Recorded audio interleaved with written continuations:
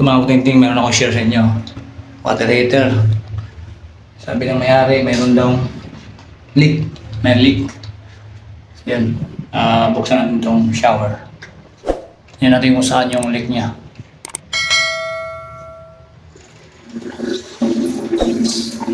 Ayun. Yung mga kutinting. Lakas ng tulo.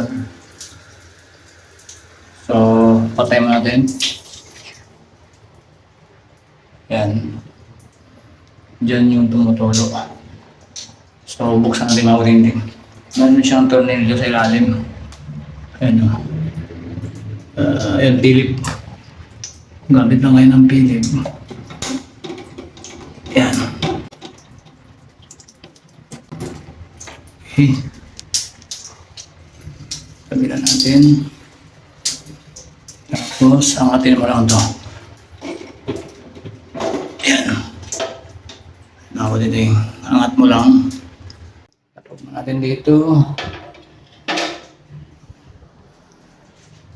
Yun.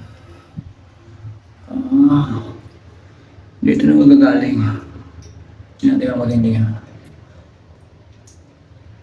Pabalang na natin ito. Makabasa tayo. Basa natin.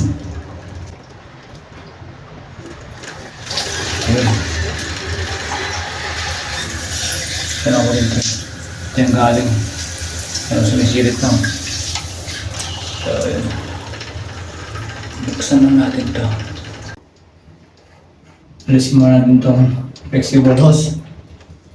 Tapos ito. Mayroon naman siyang gasket. Dinublihan ko na.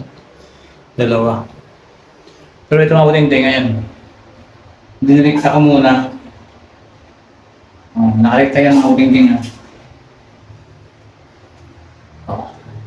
So, testing natin kung may leak. Wala na. Lakas lang na. Dito wala kang makitang leak. So, patayin natin. So, ito yung ating dinagdag. Yan, dalawa na yung gasket na nilagay natin. So, nilagay natin dito. Dito sa butas. Tapos ikabit natin doon. Wala ito kasi tayo nagahawak mga kutinting. O ito na. Nakabit ko na mga kutinting. Hindi ko naman napakita sa inyo dahil wala tayo naghahawak. So, buksan natin.